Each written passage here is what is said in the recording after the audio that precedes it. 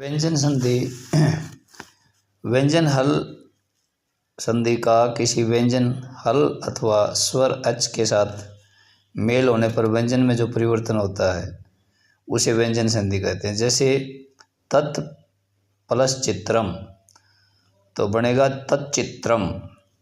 जो तत् आधा तय है वो उसका चय बन जाएगा आधा। इसी प्रकार तत् प्लस टिकते तट इसमें आधा तय का टय बन गया तट टिकते। व्यंजन संधि के अनेक भेद हैं, उनमें से कुछ प्रमुख भेद नीचे दिए जा रहे हैं। नंबर 1 है सचुत्व। यदि स्लेट तथा त्वर्ग के योग में आगे या पीछे सलगम या स्वर्ग आए तो स के स्थान पर स हो जाएगा, यानी स्लेट वाले स के स्थान पर सलगम वाला स हो जाएगा और त्वर्ग तय के स्थान पर स्वर्ग हो जाएगा, च हो जाएगा। स्तो इचुना सचु।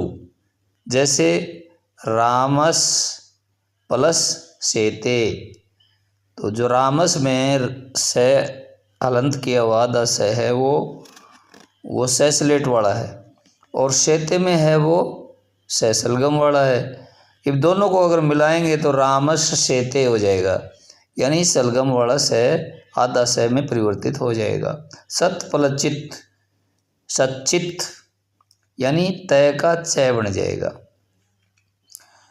हरीश प्लस चिनौती यानी इसमें जो स स्लेट वाला आधा स है वो हरीश चिनौती में सलगम वाला स बन जाएगा। इसी प्रकार दूसरे भेद है इसमें व्यंजन संधि का ष्टुत्व, यानी स स्लेट या त्वर्ग से पहले या बाद में स षटकोण या ट का कोई वर्ण हो तो उसको स यानी स्लेट वाले स को किस में बदल देंगे, षटकोण वाले स में, और तय को किस में बदल जाएंगे, ट में बदल देंगे। जैसे रामस षष्ठ तो रामस षष्ठ यानी रामस में जो आधा स स्लेट वाला था वो आधा षटकोण वाला स बन गया। द्विट प्लस धी तो इसमें बन गया द्विडिध। देखिए हम जो पढ़ते हैं या बोलते सुनते हैं उसमें और वास्तव में जो उसकी एक्यूरेसी, भाषा की एक्यूरेसी में बहुत अंतर होता है। और यही वजह है कि जब हमारे एग्ज़ाम होते हैं, किसी भी कंपटीशन में हम जाते हैं तो वहाँ पे हमारी तैयारी पूरी नहीं होती, क्योंकि हम समझते हैं ये तो हमें आता है, हम तो सब जानते हैं इसके बारे में, हमें बोलना आ गया, हिंदी अच्छे से बोलने आ गई, इंग्लिश अच्छे से बोलने आ गई। लेकिन उसकी जो बारीकियाँ होती हैं, जो ग्रामर में, व्याकरण में, संस्कृत की हो, हिंदी की हो, इंग्लिश की हो, किसी भी भाषा की, अगर आपको ग्रामर याद नहीं है तो आप उसमें निपुणता प्राप्त नहीं कर सकते। यही मूल होता है किसी भी भाषा का, और मूल से अगर दूरी है तो भाषा को सीखने में बड़ी दिक्कत आती है। जसत्व, तीसरा है जसत्व। यदि पद के अंत में झल वर्ण य र ल व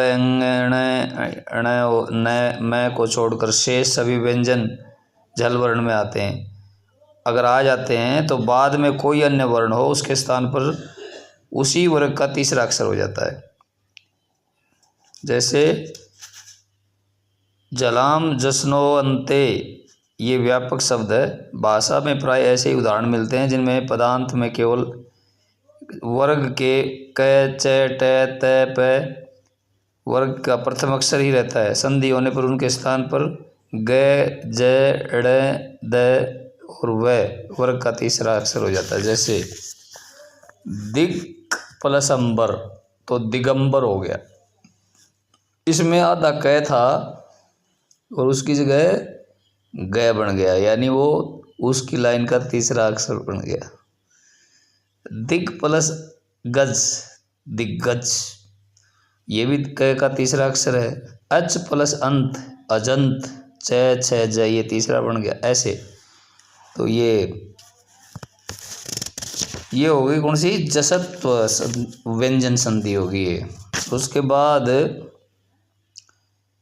किसी वर्ग के पहले चारों अक्षरों से परे यदि है आ जाए तो है के स्थान पर विकल्प से उसी वर्ग का चौथा वर्ण हो जाता है और पहले वर्ण को अपने वर्ग का तीसरा वर्ण हो जाता है।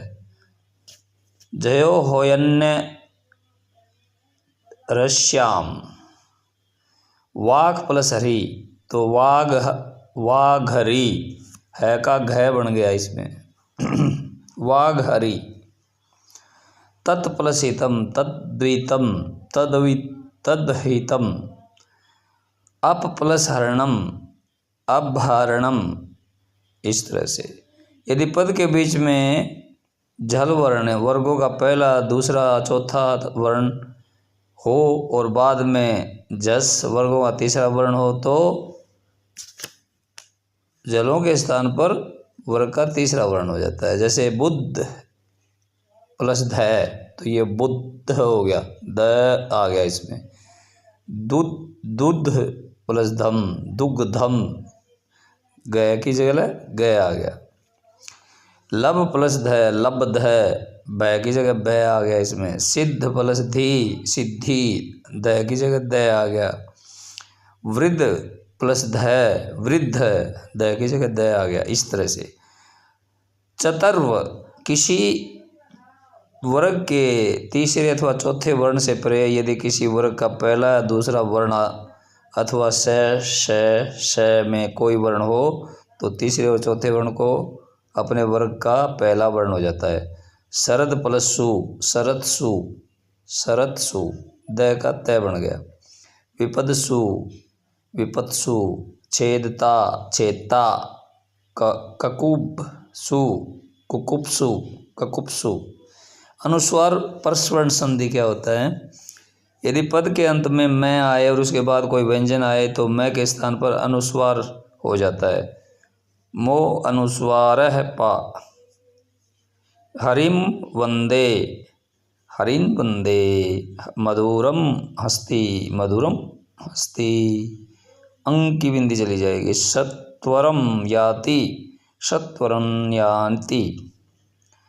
पदांत मैं के स्थान पर होने वाले अनुस्वार से परे यदि कोई वर्ग का कोई वर्ण हो तो उस अनुस्वार को उसी वर्ग का पांचवा वर्ग विकल्प से हो जाता है। त्वम क्रोशी त्वम क्रोशी त्वम क्रोशी। शीघ्रम चलती, यानी मैं को हम अलंत में भी ले जाते हैं, अनुस्वार में भी ले जाते हैं, उसी तरह से उसको पढ़ते हैं। अपदांत अनुस्वार को उसी वर्ग में पांचवा वर्ण होता है। जैसे अम प्लस कित तो अंकित हो जाएगा, अम प्लस चित तो अंचित हो जाएगा, कुम प्लस ठित हो जाएगा कुंठित हो जाएगा, गुम प्लस फित हो जाए तो गुम्फित हो जाएगा। इस तरह से अपदांत अनुस्वार को उसी वर्ग में पांचवा वर्ण हो जाता है। इस बात को ध्यान रखना। पद के अंदर आने वाले न में से परे वर्गों के पहले चार वर्ण तथा श में से कोई वर्ण आ जाने पर न में को अनुस्वार हो जाता है। यशान प्लस शी यशांशी, मन प्लस शयते मनश्यते, रम प्लस शयते रंश्यते, आक्रम प्लस शयते आक्रंश्यते। पदांत न से परे च या छ हो तो न के स्थान पर अनुस्वार तथा श के स्थान श हो जाता है, श हो जाता है। यदि न से परे ट या ठ हो तो अनुस्वार और श होते हैं तथा यदि न से परे त या थ हो तो अनुस्वार के साथ श हो जाता है। इसे नश्छव्य प्रशान। बालकान प्लस च तो बालकांश्च, हसन प्लस चलती हसंस चलती, महान प्लस छेद महांस छेद, महान प्लस टंकार महांस टंकार। इस तरह से उपयुक्त संधि रूपों के विकल्प रूप बालकांश हंस चलती ये सभी बनेंगे। और निम्नलिखित पदों में संधि क्या होती है? जैसे तान प्लस चौरान, क्या करेंगे आप इसको? तान चौरान तान छोरान। वृक्ष छाया वृक्ष छाया च आ जाएगा इसमें। तत्श्लोकेन तत्श्लोकेन। उत्प्लसचारणम उच्चारणम, तत्प्लस टिकते तटिकते, तय का टय हो जाएगा। सट प्लस दर्शनम सट दर्शनम, दिक् प्लस गज दिग्गज हो जाएगा। इस तरह से ये बनेगा। ये व्यंजन संधि यहाँ पर पूर्ण होती है।